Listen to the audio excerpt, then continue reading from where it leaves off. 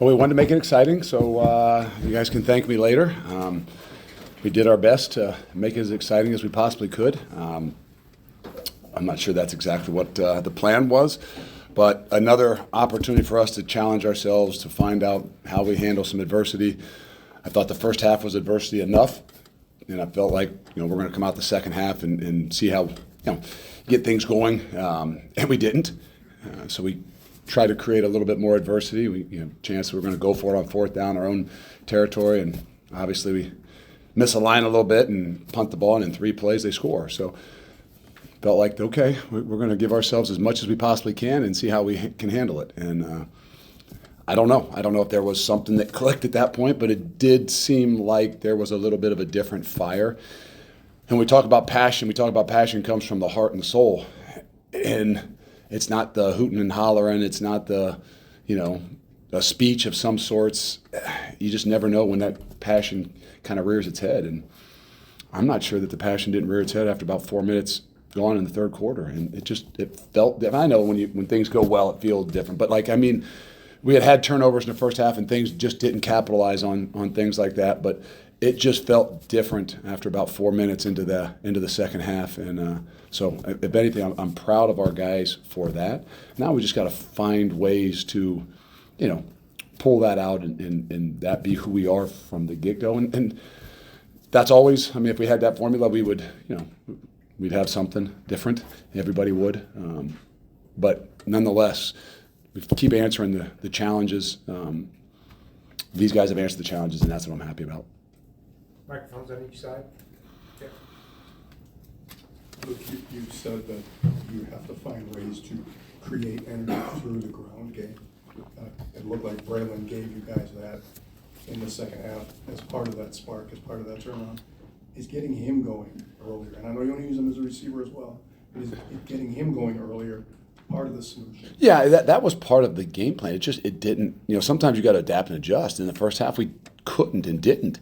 For whatever reason, we'll go and take a good hard look at it and to see why, and give them some credit. They got some 340 pounders inside there, and it's not the easiest thing in the world, I guess, early on. But nonetheless, guys don't recognize and realize. Everybody around here does because they've seen it for such a long time. But even a 4 and 5 yard run, the 2 yard runs that are just. It's hard to gain any energy from that, even though they're body blows and they wear people down. But the 5 and the 6 ones are the ones that you can just see a spark. You can and that's what it was in the second half. It wasn't an 89 yard run or whatever it was. The last time it was a 6 yard run. It was an 8 yard run, and it was physical and it was close to being broken. And that's where I think you started to just feel some things that were a bit different. Emily, back. Luke, you've dominated the third quarter in scoring, I think 48-7. What's been the key out of halftime to get those numbers so lopsided? Coaching. No. I'm glad you found a positive statistic for us. No, I just think that we've been, we've had some adversity. We've been putting ourselves in a situation that you got no choice, right? It's one or the other, right? You come out the second half and you lay down, or you come out the second half and you dig deep and find where that passion's coming from. And hopefully it has something to do with the way these guys have trained, that when their backs are against the wall, that, there's something that comes out of them. That's not the way you want to go about it, right? You'd much rather, be able to find ways to start faster and things like that. But that's if I look at everything, even in 3 weeks, what's the greatest thing you've seen so far? And it's just some of those challenges, that there's no lay down, there's no even pointing fingers, because that can happen at times. And so we got to find a way that whatever that spark is, whatever that third quarter momentum is or formula is, let's try to find it for the first half. Sure. Going back to Braylon, you used the word multiplier to talk about Tanner in the quarterback position earlier this week.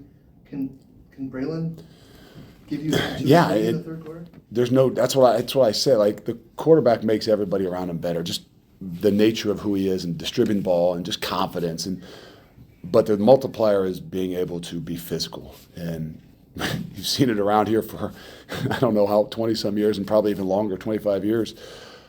That is a big deal. And whether it's Braylon, whether it's Chez, whether it's that offensive line, it is a multiplier. It is an energy giver, and we have to find and create some more ways to to do that a little bit earlier. But understand that there's things that take a toll, and whether it's maybe it was the first half, maybe it was us trying to but not establishing the ability to run the football well enough to create some energy, but maybe those body blows made a difference. Seamus? Luke, through 2 weeks, you were sitting at -5 in the turnover differential. 5 picks and a fumble later, you're back in the positive. How was your defense able to get so many turnovers? They made the plays when they were thrown their way, and some people laugh. Well, they were thrown right to a couple of them. Well, they were, but they've also been thrown to us before, and the ball hasn't bounced. So when the plays were there, they had an opportunity to make them. Coach Brady said that with about 2 minutes and 13 seconds to go. Hey, we're on the positive in the turnover. I said, don't you dare jinx this thing. Who knows what can happen in 2 minutes and 13 seconds. But we talked about, right, I wasn't going to overemphasize. I thought, yes, we got turnovers, but I still think maybe the better of what we did was we tackled better. We leveraged things. And when you get some turnovers, I think you by nature just see yourself being a little bit more aggressive. Some of them were, pressure throws to us, and then some of them were really, really good plays. The Hunter Wohler one down in the end zone is a phenomenal play. Cool. I have a question about pass defense as well. It seemed like in that first half, they were using some of those man beater type of concepts to make some of those big plays happen. Are you concerned after 3 games about the man coverage ability of your secondary right now? Yeah, I mean, we got to figure out what they'll allow others to do, and I think that's what we're seeing, that they're a little bit, I think in some ways, lenient in what they would consider a rub and a pick, and we got to do a better job of it. But I think all in all, what we are seeing is, in a lot of ways, people, whether it's man coverage or zone coverage, a couple of those ones are going to be some one-on-ones. I think what we're seeing is, so far in the first 3 games, people have tried to spread us out more, tried to make us play in some more space, have challenged us, I think linebacker-wise, to have to play in space, and that's where, regardless of who it is, that's where I think people, have attacked, whether that's man coverage sometimes, but it's also, some of the things that they're, trying to make us do. Jesse? Luke, I believe you mentioned on your radio show that you had a conversation with Braylon on Sunday just about touches or whatever it may be. Is it challenging to strike that balance for a player who thinks you should have the ball more with the number of weapons that you have, and trying to figure that balance out during a game? It is, but the great thing about Braylon is he is an unselfish kid. I mean, he is. I mean, he wants it more. We all know that. I mean, I want more wins, right? I mean, we all have a selfish nature to us, but the key is, can we not let it override us with what's best for the team and recognize what's best for the team? So I mean, we all feel the same way. That's what's great about it, right? We can sit in the room with me and him. We can sit in the room with Phil and me and him. We can sit in the room with the whole staff offensively, and we all feel the same exact way. But we've got to find greater ways to be able to do that, to get him involved, to get that energy, that multiplier. But sometimes you have to be able to take what people will give you, and he's got a lot of attention, not just from the media. He's got a lot of attention from other people's defenses, and that makes it a little bit more difficult. Luke, I think in the first game against Buffalo, your defense got off the field 13 out of 15 times on 3rd down. Overall, though, through 3 games, how would you evaluate what your defense has been doing on third down to get the ball back? Well, that's what I didn't feel great about tonight or today, this afternoon. They did some things, created some space. That's why they had as many yards. That's why, we didn't have as many possessions in the first half.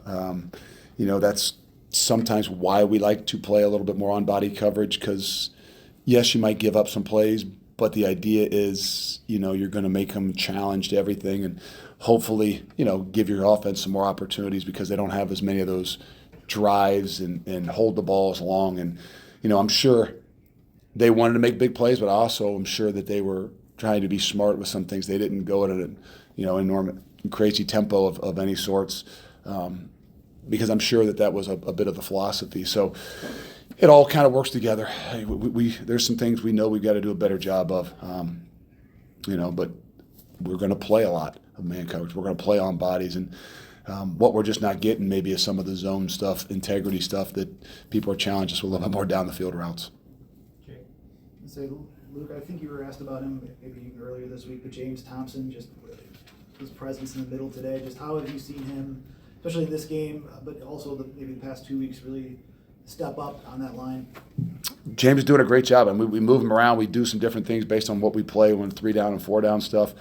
But he's very versatile. You know, he could go in and play the nose position for us as well. And I think that the sky's the limit. Obviously, I think he had some injuries early on in his career, but trying to figure out where is his best fit. And fortunately and unfortunately, he can do it all. But we've got to find more ways to, even try to get into the one-on-one sides and turn him free and give him a little bit more freedom to be aggressive, because he's a disruptor. Rohan? Luke, it seemed like there was more quarterback runs today. Tanner Mordecai, 6 runs, around 40 yards, the 2 touchdowns. Is that something you're trying to incorporate in your offense, or is that an extra element that you're trying to have with 11-on-11 football? Yeah, I think that, when it comes down to it, he's an aggressive guy.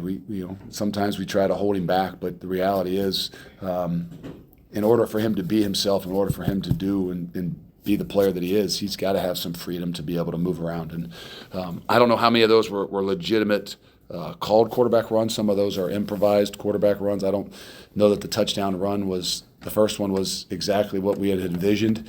Trying to run him up the middle on a quarterback ISO, that probably was not the call. But that shows you what a guy can do when you improvise. And some guys would have bobbled that thing and went down to the ground and just said, "Oh, I got to get down before this turns into catastrophic." But it's not his mindset. So we got to keep him going. We got to allow him to be aggressive, but got to trust him that he'll be smart too. Jesse? You talked earlier about the way the team was able to turn it on in the third quarter after facing some early adversity. What's your level of concern, if there is, moving forward about just starting faster, especially knowing you're starting Big Ten play here in about 6 days? Well, hopefully it's a little bit like turnovers, right? Everybody's been asking about what do you do about turnovers, and you don't get them, or you panic, are you gonna change? And no, we said we weren't going to change. We're going to continue to do what we do, emphasize the tackling things. I don't know that there's any one particular thing we can say. I stopped saying let's start fast, right? I mean, 11 o'clock game. I'm not blaming that by any means, right? Everybody's got to play it, and but it's something that we'll talk about, just like we talked about the turnovers. It's something that we address, but I don't think it's something that we're going to change. A routine of how we do things. We're just going to have a greater expectation for what we look like when it's early on. Jeff? I think you said earlier this year you've got 2 starters at tailback in Braylon and Chaz. Any reason in particular that you decided to go with Chaz today, or was it just a change of pace, or what? No, change of pace a little bit. Braylon was dinged up a little bit, but that's what I'm as proud of anything is. He didn't bat an eye at it, whether it was being dinged up a little bit or hey, this is the route we're going to go based on, where you are physically. So he thinks he feels a lot better. And like I said, I'm not saying he was going to be a game time decision, but there was, he had got dinged up a little bit even in practice. And, I can honestly tell you I'm proud of him for the way he fought through, the way he handled even today. And it showed in the second half. Take one more from Colton.